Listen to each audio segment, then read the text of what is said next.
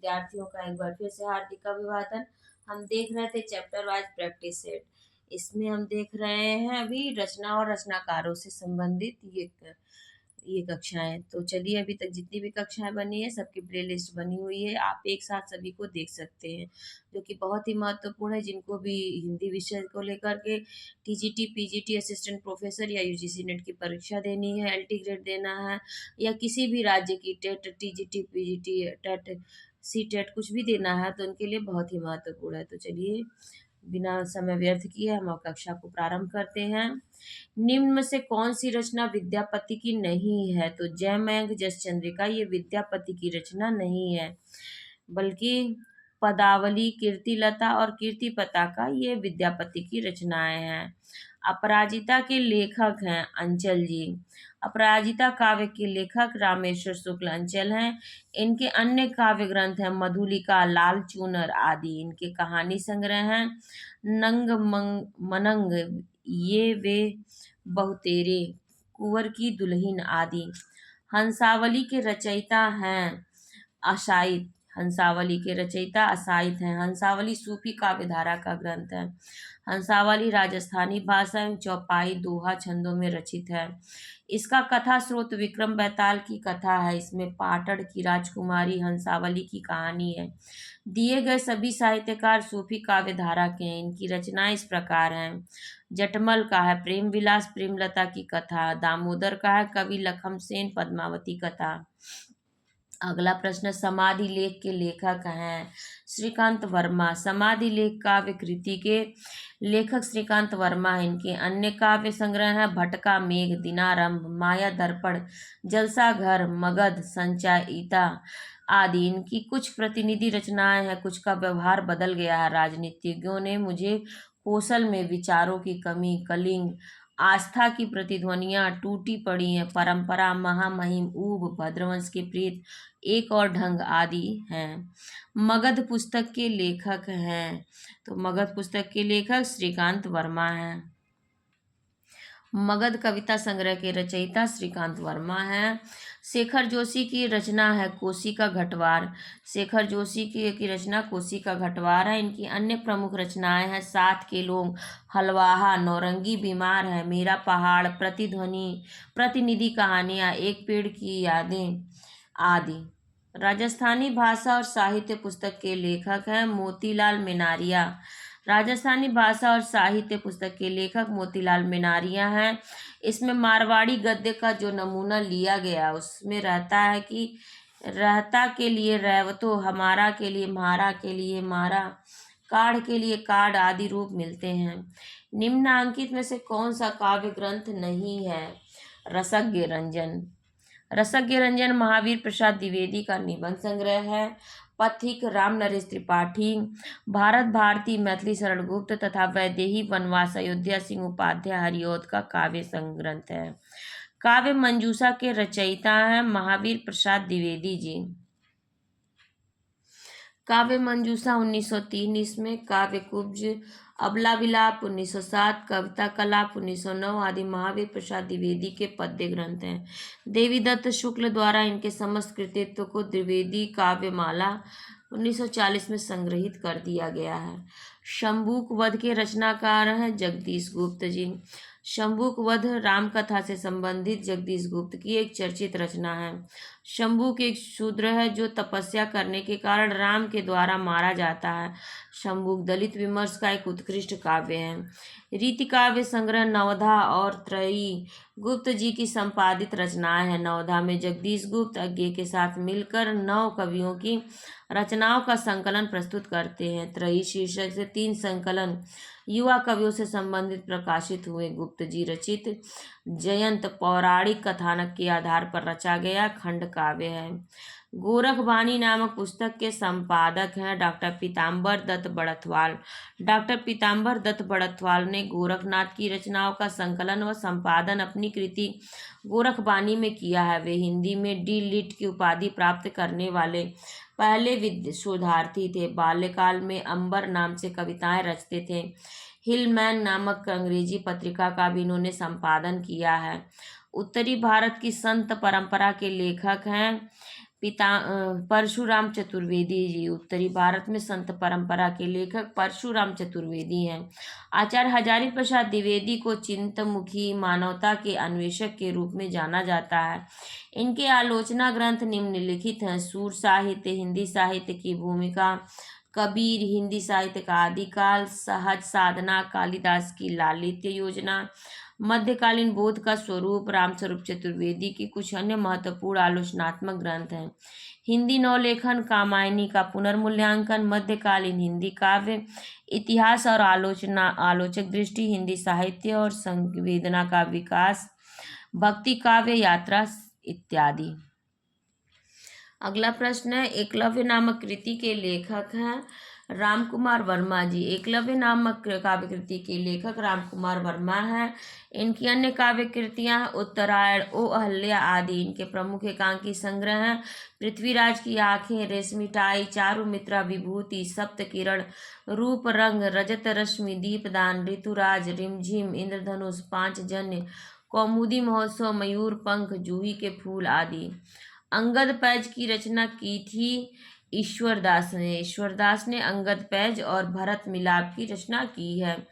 कवितावली के रचनाकार हैं रामचरण दास। कवितावली रामचरण दास की कृति है। कवितावली को बहुत से पुराने हस्तलेखों में कवित्त रामायण और कवितावली रामायण की भी संज्ञा दी गई है। कवित्त रामायण संज्ञा चंद लाला मंगलदास लाल कवि सेनापति हरिदास के रामकथा संबंधी हस्तलेखों को भी दी गई है।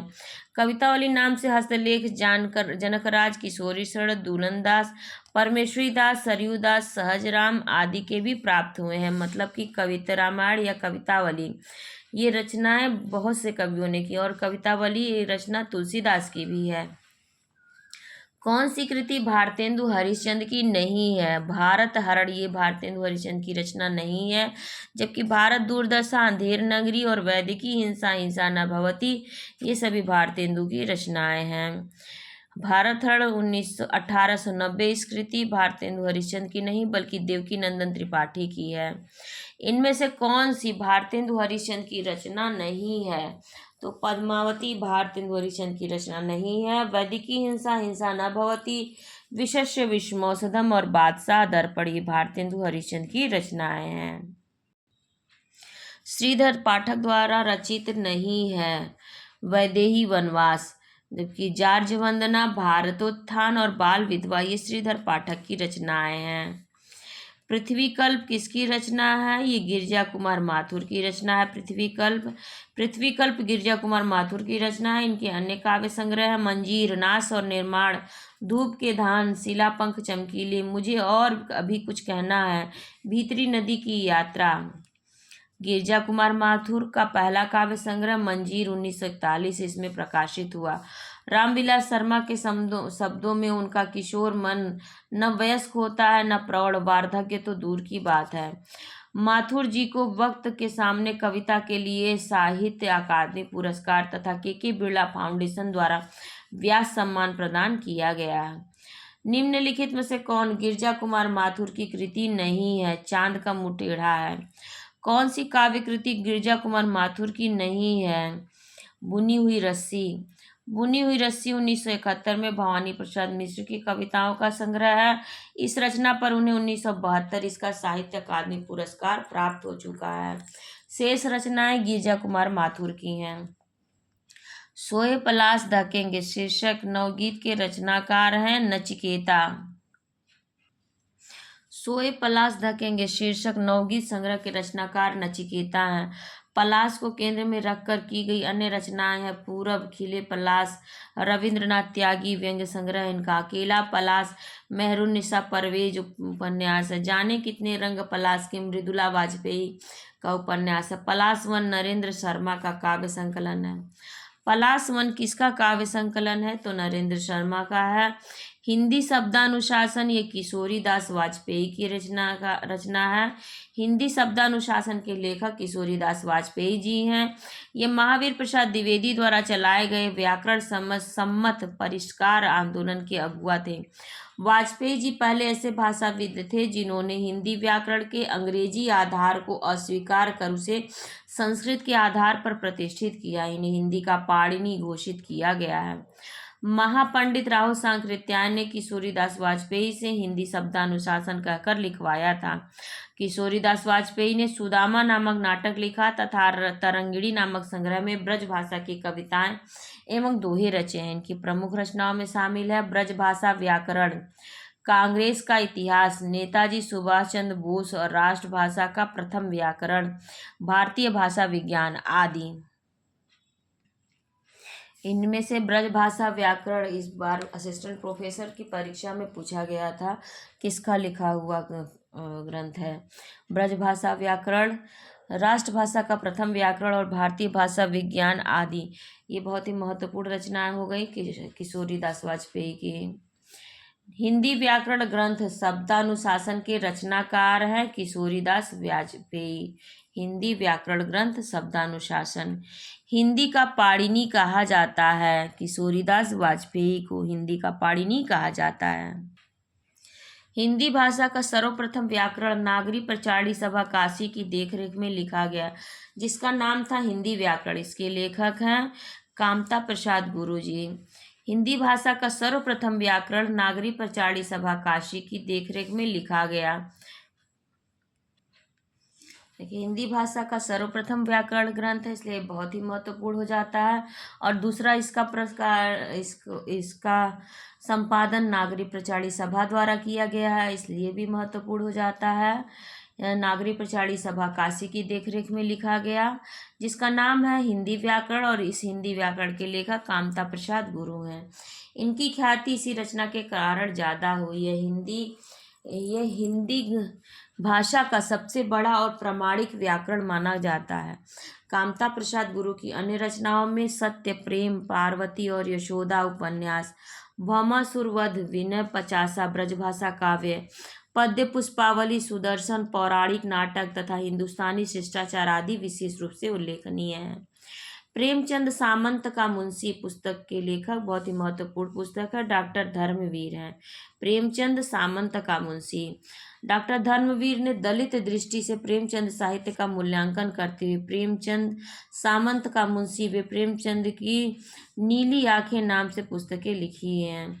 हिंदी साहित्य व आलोचना में प्रेमचंद को प्रतिष्ठित करने का श्रेय डॉक्टर रामविलास शर्मा को दिया जाता है। उन्होंने प्रेमचंद पर 2 प्रमुख किताबें प्रेमचंद और प्रेमचंद का युग लिखी हैं। प्रेमचंद के पत्रों को सहेजने का काम अमृत राय और मदन गोपाल ने किया। कमल किशोर गोयनका ने प्रेमचंद के जीवन के कमजोर पक्षों को उजागर करने के साथ साथ प्रेमचंद का अप्राप्य साहित्य 2 भाग में और प्रेमचंद विश्वकोश 2 भाग का संपादन भी किया है। अभी हम लोगों ने पढ़ा हिंदी साहित्य व आलोचना में प्रेमचंद को प्रतिष्ठित करने का श्रेय डॉक्टर रामविलास शर्मा को दिया जाता है। इन्होंने प्रेमचंद पर 2 प्रमुख पुस्तकें प्रेमचंद और प्रेमचंद का युग लिखी, बहुत ही महत्वपूर्ण है। और डॉक्टर रामविलास शर्मा को निराला को भी हिंदी साहित्य में स्थान दिलाने के लिए महत्वपूर्ण माना जाता है। इन्होंने निराला पर भी बहुत ही आलोचनात्मक पुस्तकें और शायद निराला की जीवनी भी लिखी है। हिंदी निम्नलिखित में से किस रचनाकार ने अपना लेखन गद्य तक ही सीमित रखा? तो प्रेमचंद जी ने अपना लेखन गद्य तक ही सीमित रखा, इन्होंने काव्य रचना नहीं की है।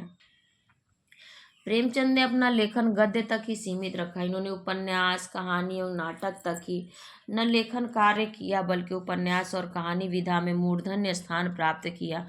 बंगला कथाकार शरद चंद्र चट्टोपाध्याय ने इन्हें उपन्यास सम्राट की उपाधि दी है।